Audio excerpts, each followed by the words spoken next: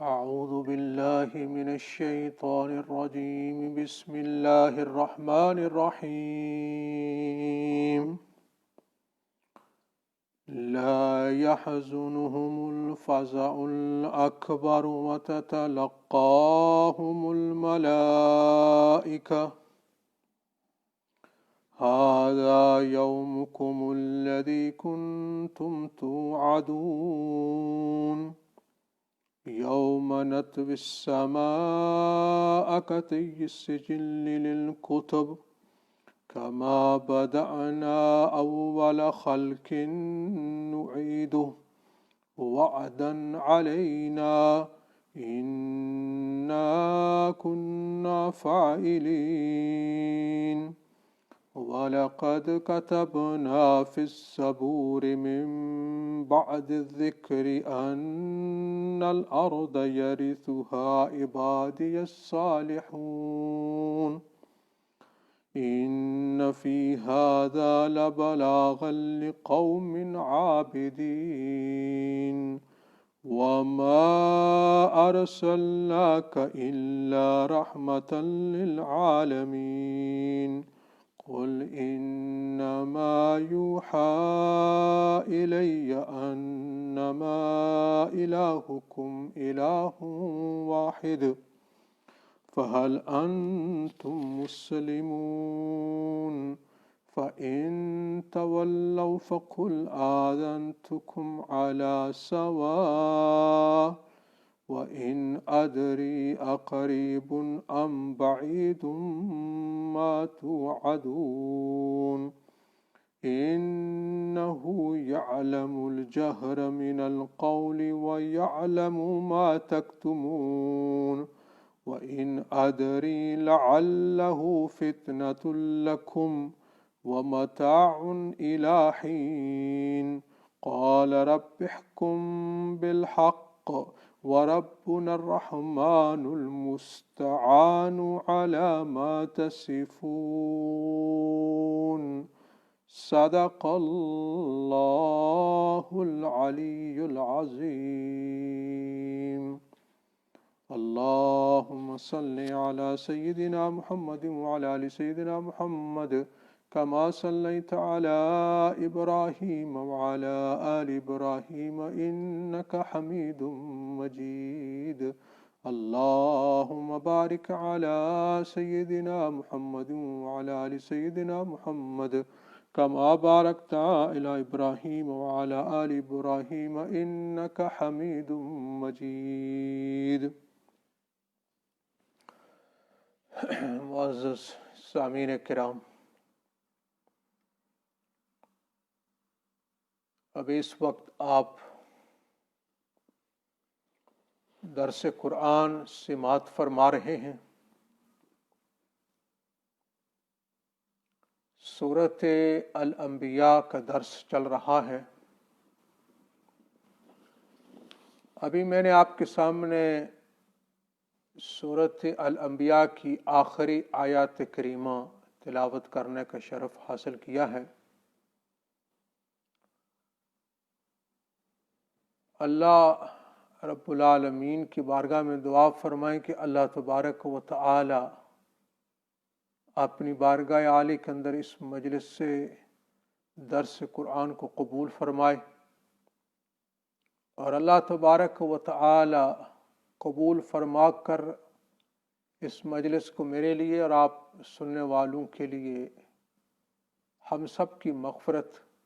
کا ذریعہ بنائے، اور اللہ رب العالمین کی رضا اور اس کی خوشنودی حاصل کرنے کا ذریعہ بنائے، اور اللہ تبارک و تعالی مجھے اور آپ سب کو اللہ کے کلام پاک سے جڑنے، تعلق قائم کرنے اور اس کی تلاوت سے شغف رکھنے کی ہمیں توفیق عطا فرمائے. اور جب اس دنیا سے جائیں تو اللہ تبارک و تعالی کے فضل سے ہم اللہ کے کلام پاک کی تلاوت کرتے ہوئے یہاں سے جائیں. اور کل قیامت کے دن اللہ تبارک و تعالیٰ اپنے کلام پاک کو میرے لیے، آپ سب کے لیے ہمارے حق میں شفاعت کرنے والا بنائے۔ معزز سامعین کرام، رمضان المبارک کے بعد درس قرآن کی یہ آج پہلی مجلس ہے۔ دعا فرمائیں کہ اللہ تبارک و تعالیٰ کرے کہ یہ دروس قرآن کی مجالس اللہ کے گھر میں جو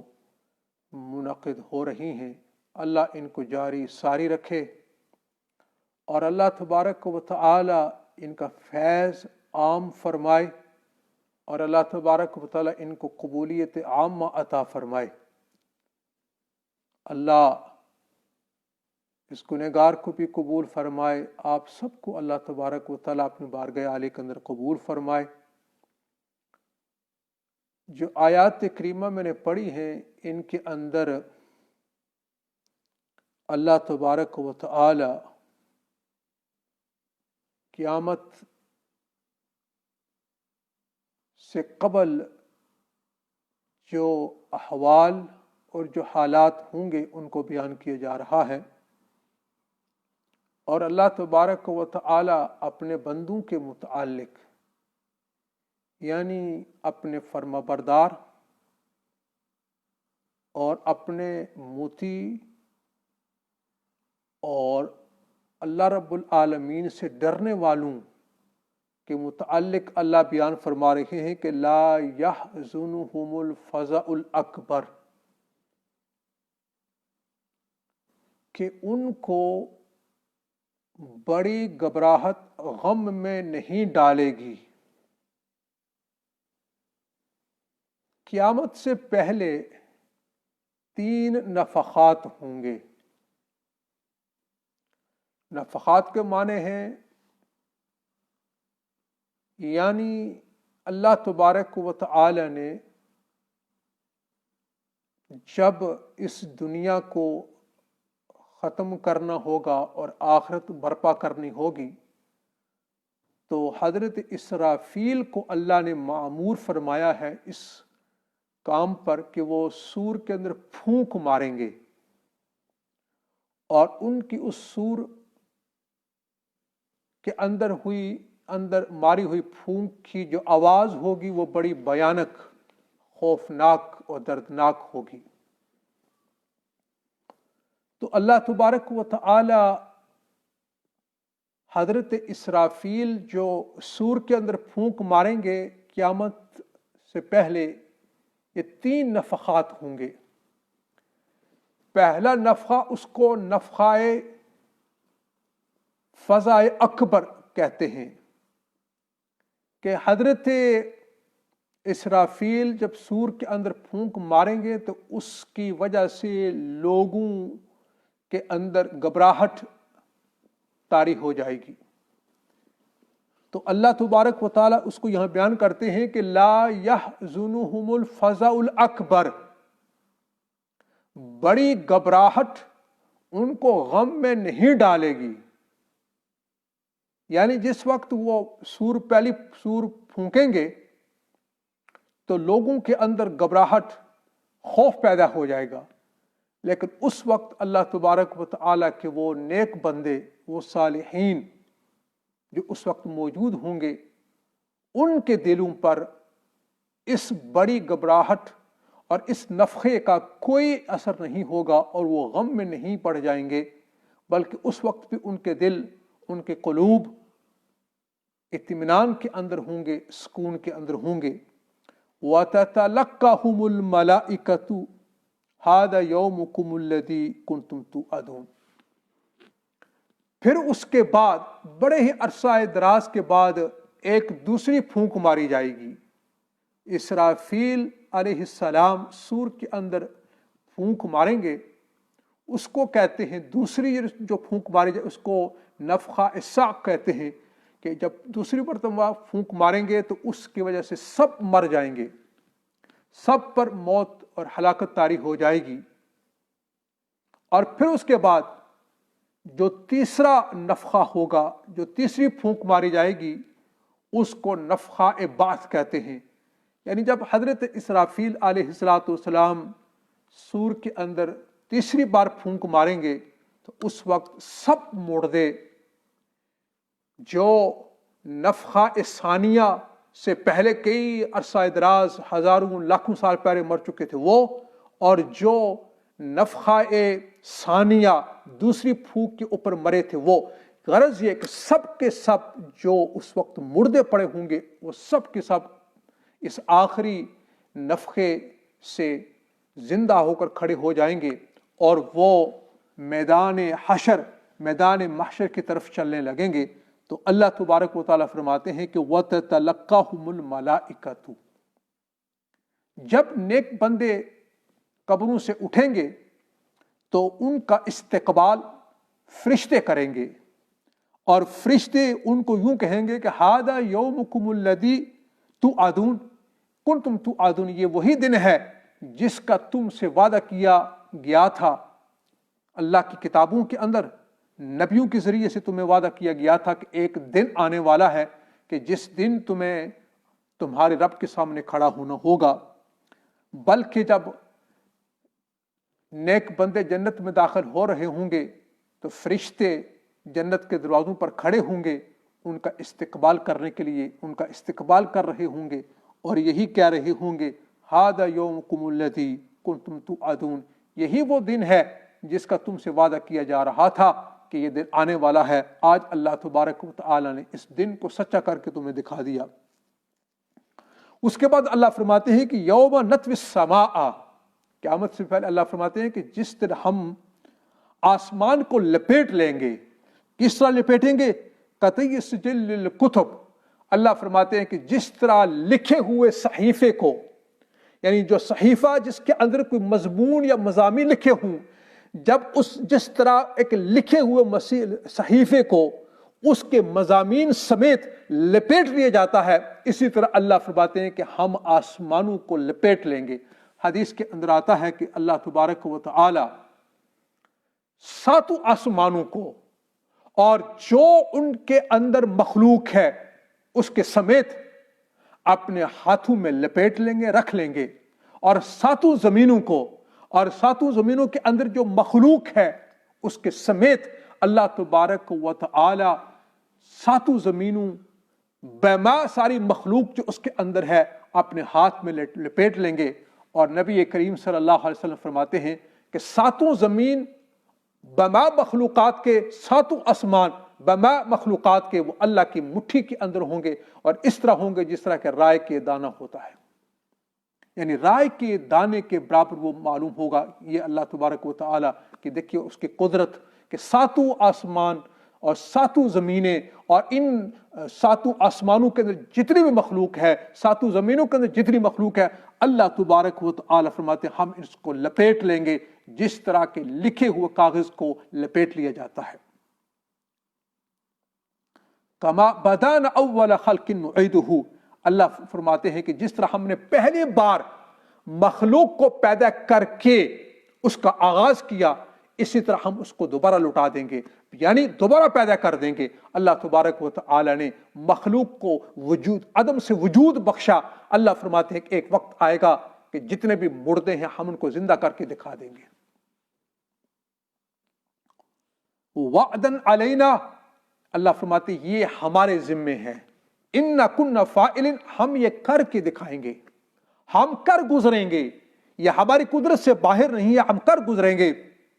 وَلَقَدْ كَتَبْنَا فِي الزُّبُورِ، اور اللہ فرماتے ہیں کہ مِن بَعْدِ ذِكْرِ أَنَّ الْأَرْضَ يَرِثُهَا عِبَادِيَ الصَّالِحُونَ، اللہ فرماتے ہیں کہ تحقیق کہ ہم نے لوح محفوظ میں لکھنے کے بعد کتابوں میں لکھ دیا ہے، یعنی قرآن میں لکھ دیا ہے، زبور کے اندر لکھ دیا ہے، انجیل کے اندر لکھ دیا ہے، تورات کے اندر ہم نے لکھ دیا ہے کہ زمین اس کے مالک ہمارے نیک بندے ہوں گے۔ یہاں زمین سے مراد جنت کی زمین ہے۔ دنیا کے اندر تو کافر بھی زمین کے مالک ہوتے ہیں، مسلمان بھی ہوتے ہیں، مومن بھی ہوتے ہیں، لیکن جنت وہ جگہ ہے کہ جو صرف اور صرف مومنین کو دی جائے گی، مومنین کے علاوہ کسی کافر اور کسی مشرک کو جنت نہیں دی جائے گی، تو اللہ فرماتے ہیں کہ ہم نے لوح محفوظ کے اندر لکھ دیا تھا، اور پھر اسی لکھے ہوئے کو ہم نے ہر کتاب کے اندر، ہم نے تورات کو بھیجا، ہم نے انجیل کو بھیجا، ہم نے زبور کو بھیجا، حضرت داؤد کو دیا، ہم نے قرآن پاک نازل کیا، ان کتابوں کے اندر، ان آسمانی کتابوں کے اندر ہم نے یہ لکھ دیا ہے کہ جنت کی زمین کے مالک میرے نیک بندے ہوں گے، یعنی مومنین ہوں گے۔ تو دعا فرمائیں کہ اللہ تبارک و تعالی ہمیں بھی جنت نصیب فرمائے، اور ہماری بدعملیوں اور ہماری برائیوں اور ہماری سیئات اور ہمارے گناہوں سے اللہ تبارک و تعالی گناہ درگزر فرما کر اللہ ہم سب کی بخشش فرمائے، اور اللہ تبارک و تعالی اپنی رحمت سے اور جنت سے ہمیں محروم نہ فرمائے۔ ان فی ھذا لبلاغا لقوم عابدین، اللہ فرماتے ہیں کہ یقیناً اس کے اندر، یعنی اس صورت کے اندر، صورت انبیاء اور پورے قرآن کے اندر اللہ فرماتے ہیں کہ صاف مضمون بیان کیا گیا ہے، کس کے لیے؟ ایسے لوگوں کے لیے جو عبادت کرنے والے ہیں۔ یعنی اللہ تبارک و تعالی نے اپنی کتاب قرآن حکیم کے اندر اپنی قدرت پر دلالت کرنے والے وہ چیزیں اور وہ نشانیاں بیان کر دی ہیں، لیکن اللہ فرماتے ہیں جو عبادت کرنے والے ہیں، جو خدا پرست ہیں، جو اللہ کی عبادت کرنے والے ہیں، وہی ان نشانیوں سے عبرت حاصل کرتے ہیں۔ اس کے بعد اللہ فرماتے ہیں وَمَا أَرْسَلْنَاكَ إِلَّا رَحْمَةً لِّلْعَالَمِينَ، آپ صلی اللہ علیہ وسلم کو مخاطب ہو کر فرمایا کہ ہم نے نہیں بھیجا آپ کو مگر سارے جہاں کے لیے رحمت بنا کر۔ آپ صلی اللہ علیہ وسلم نہ صرف انسانوں کے لیے آپ رحمت بن کر آئے ہیں، بلکہ آپ انسانوں کے لیے رحمت بن کر آئے ہیں، جنات کے لیے رحمت بن کر آئے ہیں، نباتات کے لیے آپ رحمت بن کر آئے ہیں، جمادات کے لیے آپ رحمت بن کر آئے ہیں۔ وہ اس طرح کہ پوری کی پوری جو مخلوق ہے اس کی حقیقی جو روح ہے وہ اللہ تبارک و تعالیٰ کا ذکر ہے۔ اور اس لیے سرکار دو عالم صلی اللہ علیہ وسلم نے فرمایا جب تک اس دنیا کے اندر اللہ اللہ کہا جائے گا، جب تک اللہ اللہ کی صدائیں بلند ہوتی رہیں گی، اس وقت تک قیامت قائم نہیں آئے گی اور قیامت قائم نہیں ہوگی۔ لیکن جب کوئی بھی اللہ اللہ کہنے والا نہیں رہے گا، اس کے بعد کسی وقت بھی قیامت آ جائے گی۔ اور دنیا کے اندر جو اللہ کا نام لیا جاتا ہے اور دنیا کے اندر جو اللہ کا ذکر کیا جاتا ہے، یہ سرکار دو عالم صلی اللہ علیہ وسلم کی بدولت یہ اللہ کا نام لیا جا رہا ہے۔ اللہ تبارک و تعالی نے ہمارے آقا پاک صلی اللہ علیہ وسلم کو نبوت اور رسالت سے سرفراز فرما کر آپ کو مبعوث کیا، اور دنیا کے اندر جبکہ جہالت اور جبکہ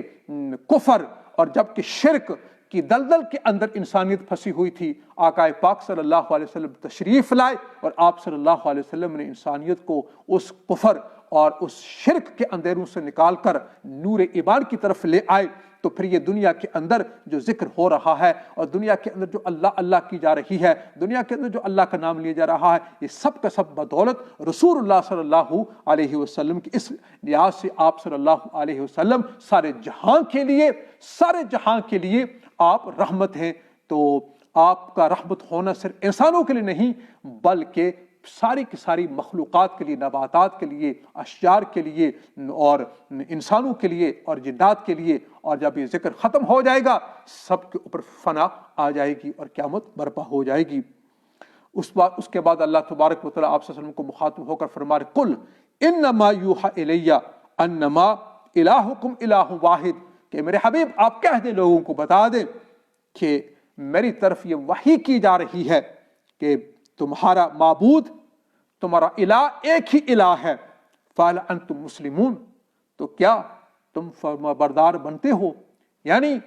اللہ تبارک و تعالی نے اپنے ایک ہونے پر، اپنی توحید کو پر دلائل قائم کر دیے ہیں، اور نبیوں کو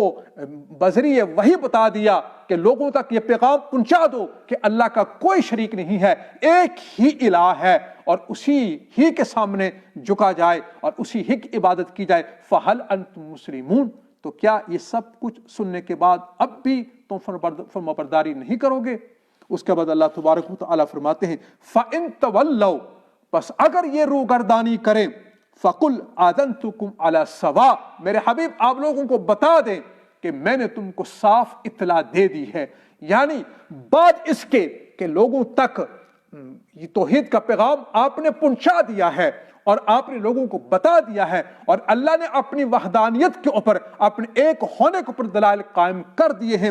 پھر بھی اگر لوگ روگردانی کریں، اس سے منہ پھیریں، تو آپ صلی اللہ علیہ وسلم کو حکم ہوا کہ آپ ان کو کہہ دیں اور آپ ان کو اطلاع دے دیں اور آپ ان کو بتا دیں کہ میں تم کو صاف اطلاع کر چکا ہوں۔ وَإِنْ أَدْرِي أَقَرِيبٌ أَمْ بَعِيدٌ مَا تُوعَدُونَ، کفار یہ سمجھتے تھے جو ہمیں عذاب نہیں آ رہا، جو ہمیں عذاب نہیں آ رہا، اس کا مطلب یہ ہے کہ ہم صحیح ہیں، ہم ٹھیک ہیں، تو آپ صلی اللہ علیہ وسلم کو حکم ہے آپ ان کو یہ بتا دیں وہ عذاب کب آئے گا جس کے تم مستحق ہو، وہ کب آئے گا مجھے پتہ نہیں ہے، وہ اللہ ہی جانتے ہیں۔ ان ادری وان ادری اقریب ام بعید ما توعدون، مجھے معلوم نہیں کہ وہ قریب زمانے میں آنے والا ہے یا دور کے زمانے میں آنے والا ہے جس کا تم سے وعدہ کیا جاتا ہے، مجھے اس کا پتہ نہیں ہے۔ انہ یعلم الجہر من القول ویعلم ما تکتمون، اس لیے کہ وہ ذات جس نے اس کتاب کو بھیجا، جس نے اس کلام کو نازل کیا، اس کی شان یہ ہے کہ وہ تمہاری زور سے کی ہوئی باتوں کو بھی جانتا ہے اور وہ جانتا ہے جو تم دل کے اندر چھپاتے ہو۔ وَإِنْ أَدْرِي لَعَلَّهُ فِتْنَةٌ لَكُمْ، اور مجھے یہ بھی معلوم نہیں کہ شاید یہ تمہارے لیے آزمائش ہو، یعنی کیا مطلب؟ اللہ تبارک و تعالی جو تم کو مہلت دے رہے ہیں، یہ شاید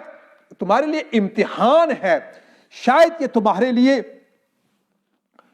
لیے امتحان ہے، اللہ تمہیں مہلت دے رہے ہیں کہ شاید تم ایمان لے آؤ۔ وہ متاع الی حین،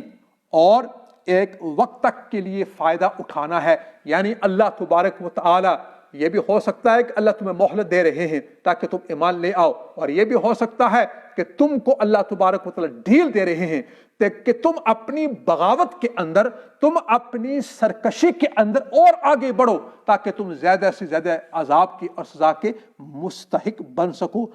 قال رب احکم بالحق، تو آپ صلی اللہ علیہ وسلم نے پھر آخر میں کیا فرمایا؟ اے میرے پروردگار آپ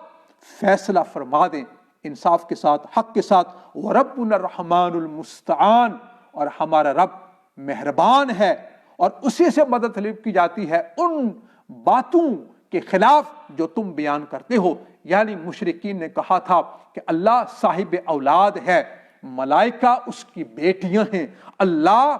اولاد رکھتا ہے، تو فرمایا کہ یہ کہہ دو کہ ہمارا رب مہربان ہے اور اسی سے ہم مدد طلب کرتے ہیں ان باتوں کے خلاف جن کی تم نسبت اللہ کی طرف کرتے ہو، اور اللہ کی ذات ان باتوں سے پاک ہے، اللہ تبارک و تعالی ان باتوں سے منزہ ہے کہ اس کی کوئی اولاد نہیں ہے۔ یہاں تک سورۃ الانبیاء کا اختتام ہوتا ہے۔ اللہ رب العالمین کی بارگاہ عالی کے اندر دعا کرتے ہیں کہ یا اللہ اس سورۃ الانبیاء کا جو درس ہم نے دیا ہے اس کے گھر کے اندر بیٹھ کر اللہ تبارک و تعالی ہماری کمی کوتاہیوں سے درگزر فرمائے، اور اللہ تبارک و تعالی اس سورۃ الانبیاء کے درس دینے کو اور اللہ تبارک و تعالی سننے والوں کے سننے کو اپنی بارگاہ عالی کے اندر قبول فرمائے، اور اللہ تبارک و تعالی اس کو قبول فرما کر ہم سب کی بخشش اور مغفرت کے فیصلے فرمائے، اور ہم سب کو اللہ تبارک و تعالی اپنا بنا لے، اور اللہ تبارک و تعالی ہم سب کو اپنا قرب نصیب فرمائے، اور اللہ تبارک و تعالی ہم سب کو اپنے نیک بندوں میں، برگزیدہ بندوں میں شامل فرما لے، اور جس وقت اس دنیا سے جانے کا وقت آئے تو اللہ تبارک و تعالی ہم میں سے ہر ایک کو اپنے اپنے وقت پر ایمان کے ساتھ اس دنیا سے لے جائے، اور سوء خاتمے سے اللہ ہماری حفاظت فرما لے، اور شیطان کے اس بڑے حملے سے جو موت کے وقت وہ کرتا ہے، اللہ تبارک و تعالی اس کے اس بڑے حملے سے بھی ہماری حفاظت فرمائے۔ اللہ تبارک و تعالی ہمیں جب ہم دنیا میں ہیں تو اللہ ہمیں اپنے امن و امان میں، اپنی حفاظت میں اور اپنی پناہ میں لے لے۔ جب ہم اس دنیا سے جانے لگیں اس وقت پہ ہم اللہ سے دعا کرتے ہیں یا اللہ اس وقت پہ اپنی حفاظت میں لے لینا، اور عالم برزخ کے اندر بھی اور عالم آخرت کے اندر بھی اپنی ہی حفاظت میں تو ہمیں رکھنا۔ یا اللہ جو تیری حفاظت میں آ جائے، جو تیری پناہ میں آ جائے، وہ محفوظ ہو جاتا ہے، اس کا کوئی بھی کچھ نہیں بگاڑ سکتا۔ یا اللہ آخر ہم آپ ہی کے بندے ہیں، آپ ہمارے حال پر رحم فرمائیں۔ وآخر دعوانا ان الحمد للہ رب العالمین۔